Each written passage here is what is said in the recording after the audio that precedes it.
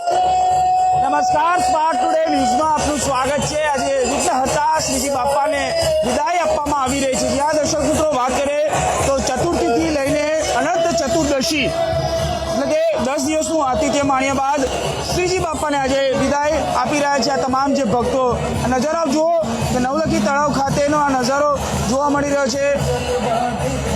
તમામ ભક્તો દુઃખ અને ઉત્સાહની સાથે આ બાપાને આજે વિદાય આપી રહ્યા છે। જે પ્રકારે વહેલી સવારથી જ આ પ્રકારે બાપાને વિદાય આપવામાં આવી રહી છે। અત્યારે હાલ 4 વાગી રહ્યા છે અને 4 વાગવાની સાથે જે પ્રકારે ધીમે ધીમે હવે તમામ મોટા ગણપતિ સાથે નાના ગણપતિઓને પણ આ ભક્તો આ પ્રકારે વિસર્જન કરવામાં એટલે કે નવલખી કૃત્રિમ તળાવ ખાતે વિસર્જન કરવામાં આવી રહ્યું છે। સાથે વડોદરા મહાનગરપાલિકા દ્વારા સ્વચ્છતા પખવાડિયું પણ ઉજવવામાં આવી રહ્યું છે। એ પણ અહીંયા દર્શાવવામાં આવ્યું છે। આપ જુઓ કે બાપાને આજે અહીંયાથી નવલખી કૃત્રિમ તળાવ ખાતે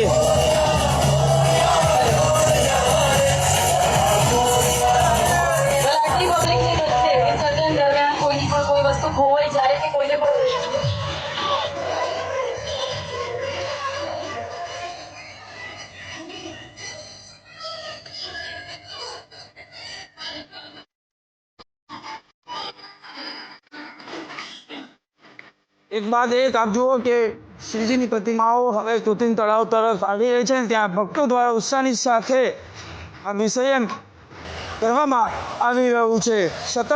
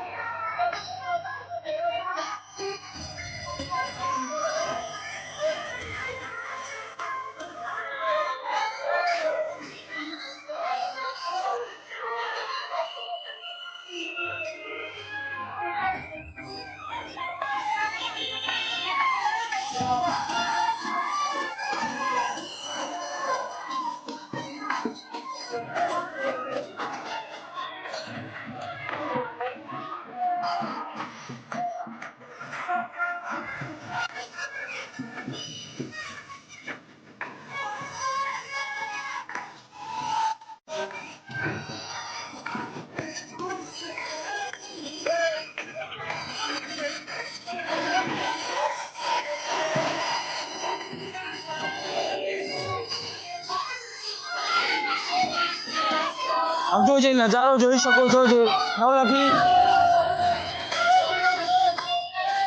તળાવના આ સીધા દ્રશ્યો આપણે બતાવી રહ્યા છે। જો કે મોટી સંખ્યામાં ભક્તોએ ઉત્સાહની સાથે અહીંયા પહોંચ્યા છે અને બાપાને વિદાય આપી રહ્યા છે। 10 દિવસનું આતિથ્ય માણ્યા બાદ જ્યારે ભક્તો બાપાને વિસર્જન કરવા માટે તળાવ ખાતે પહોંચ્યા છે। ખૂબ ઉત્સાહની સાથે 10 દિવસ બાપાની ભક્તિ કરવામાં આવતી હોય છે અને જે પ્રકારે બાપાને પૂજા અર્ચના કરી રોજે રોજ પૂર્ણ પ્રસાદ ભોગ ધરાવી અત્યાર સુધી જો વાત કરીએ તો લગભગ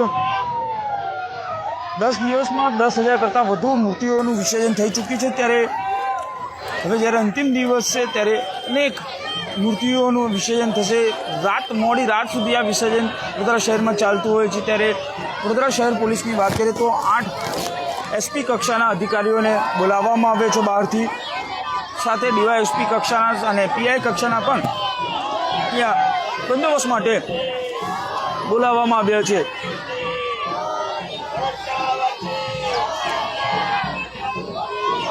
સતત જે પ્રકારે આપ જુઓ કે ભક્તો અહીંયા એક બાદ એક વિસર્જન કરવા માટે પ્રતિમાઓનું વિસર્જન કરવા માટે અહીંયા આવી રહ્યા છે અને તમામ છે ભક્તોને આ બાપાને વિદાય આપવામાં આવી રહી છે। જુઓ કે જે પ્રકારે સતત આપ જુઓ કે બાપાને વિદાય આપી રહ્યા છે। ગણપતિ બાપા મોરિયા, અગલે બરસતું જલ્દી, આના નાદ સાથે બાપાને આજે ભક્તો આજે વિદાય આપી રહ્યા છે।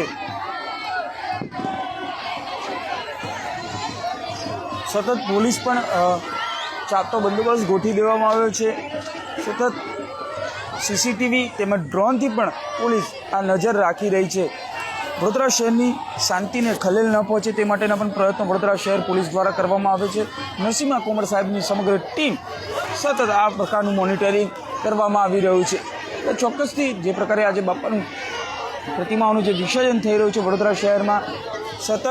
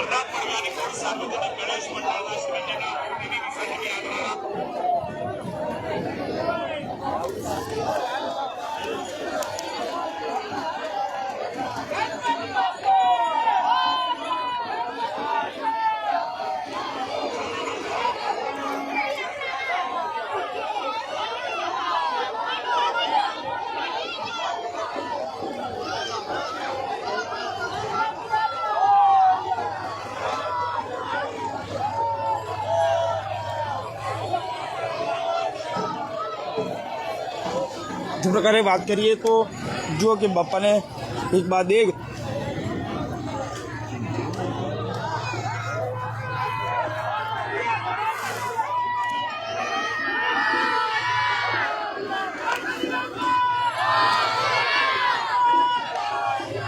આપ જુઓ કે ભક્તોનો જે આ બાપા પ્રત્યેનો પ્રેમ પણ છે અહીંયા જોવા મળી રહ્યો છે। ગણપતિ બાપા મોરિયાના નાદ સાથે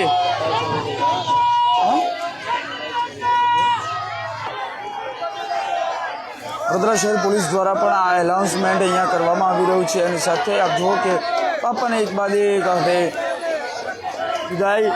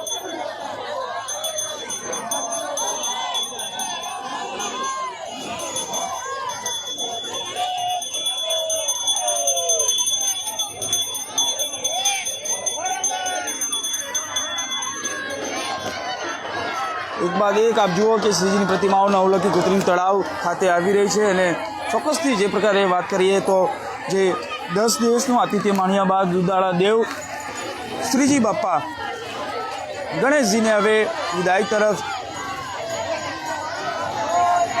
આપી રહ્યા છે। જે ભક્તો 10 દિવસનું આતિથ્ય માણ્યા બાદ હવે જ્યારે ભક્તો બાપાને આજે વિસર્જન એટલે કે આતિથ્ય માણવા માટે આવતા હોય છે ત્યારે